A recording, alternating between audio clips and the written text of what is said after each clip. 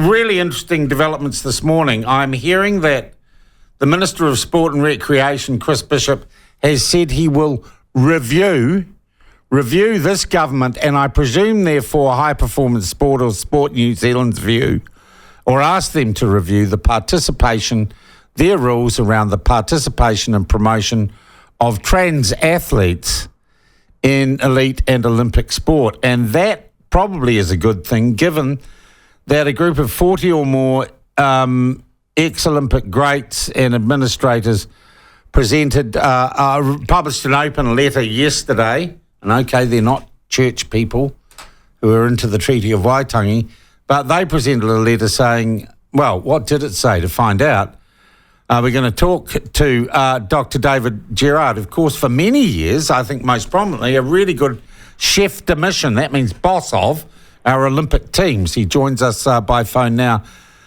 David, lovely to talk to you again. How are you? I'm very well, Sean, and thank you for the invitation. All right. What did your letter say? Well, I was only one of several signatories, and although I might be identified as a former chef de mission, I'd like to think that perhaps my work in medicine and the fact that I was Olympian 173 that's right, you more, were too. More to me. Yeah. But having said that, Sean, that's just a little opener.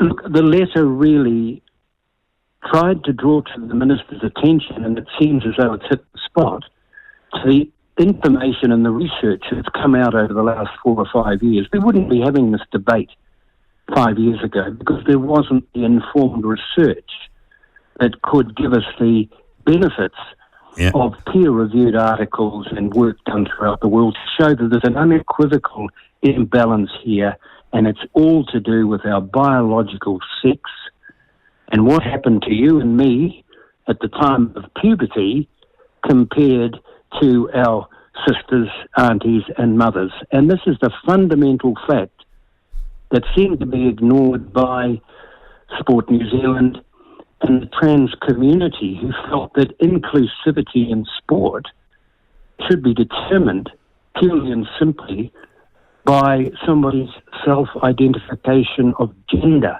which is a completely different idealistic approach because gender and sex are so different. So what is the current situation that you would like the government to rectify? And that is what open slather, be whatever you want to be. And it seems from the Olympic Committee, the International Olympic Committee, given the last Olympics, they're not going to ask any tough questions. No, well, the IOC's policy was fraught with inconsistency and lack of science, to be quite honest. They based their assessment on somebody's testosterone level. Well, a testosterone level is a snapshot of where your testosterone is now, and it's only a very small part. It's what the testosterone did to you at puberty. And so essentially the benefits of male puberty are sustained and are not in any way mitigated by you simply taking testosterone. And that's muscle mass, that's bone density, that's core strength, all affected by that. So Dave, let's take the Algerian boxer. Yep. Did you think that was fair and that person should have been boxing against women? Well, from the outset, I thought there was something wrong there. But, Sean, we have to be careful because we don't know whether or not this boxer was in fact somebody with a disordered sex development or whether or not they were transgender. We really don't know. And the only way that can be proven is to have a reliable chromosome test. Yeah, but they wouldn't submit to one. Be lacking. Well, they wouldn't, and thereby hangs the question, and I think the question mark will be retained. I'd rather not go down that path because that does raise issues of something which is separate to transgender.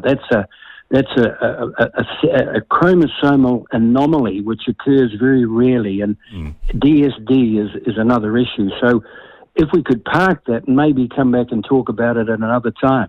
Yeah. What about Laurel Hubbard?